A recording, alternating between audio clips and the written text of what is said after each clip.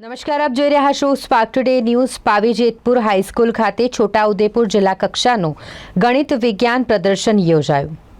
10મું ગણિત વિજ્ઞાન અને પર્યાવરણ પ્રદર્શન 2024 પાવી જેતપુર હાઈસ્કૂલમાં યોજાયું હતું।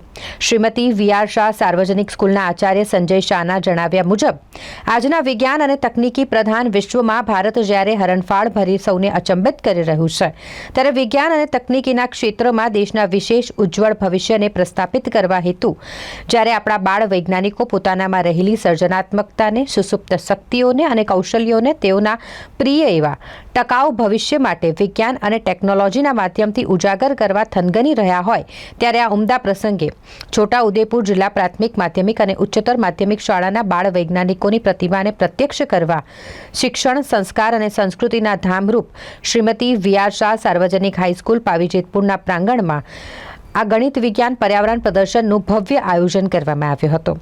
આ સમયે છોટાઉદેપુરના ધારાસભ્ય રાજેન્દ્રસિંહ રાઠવા, સંખેડાના ધારાસભ્ય અભયસિંહ તડવી તથા જિલ્લા શિક્ષણ અધિકારી દ્વારા એસએસસી અને એચએસસી બોર્ડના વિદ્યાર્થીઓને સરળતા રહે તે માટે દીવાદાંડી યુટ્યુબ હેલ્પલાઇન ચેનલને ખુલ્લી મૂકવામાં આવી।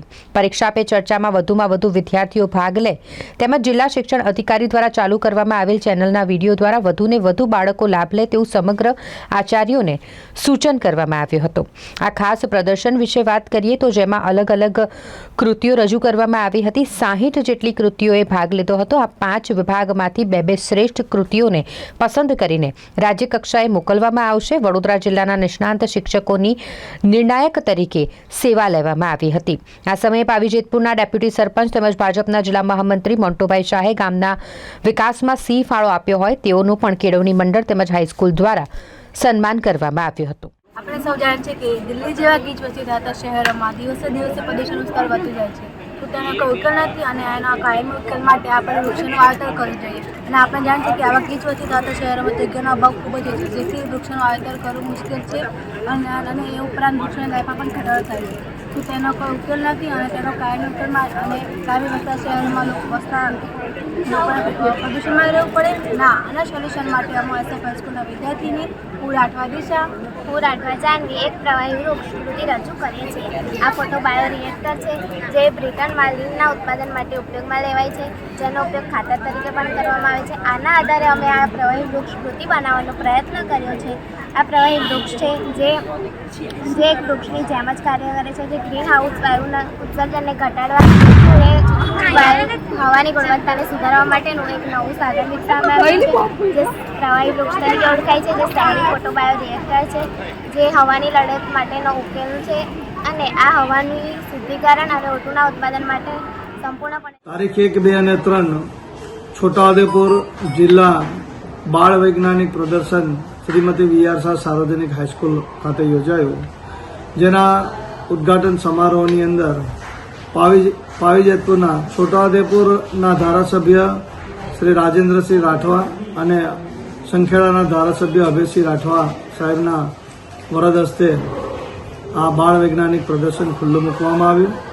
પ્રદર્શનની અંદર છોટાઉદેપુર જિલ્લાની 60 કૃતિ આવી હતી। એમાં 30 કૃતિ માધ્યમિક અને ઉચ્ચતર માધ્યમિકના બાળ વૈજ્ઞાનિકો અને 30 કૃતિ લઈને પ્રાથમિક વિભાગના બાળ વૈજ્ઞાનિકો આવ્યા હતા। જિલ્લા શિક્ષણ અધિકારી શ્રી અને પ્રાથમિક જિલ્લા શિક્ષણ અધિકારી શ્રી પણ ઉપસ્થિત રહ્યા હતા।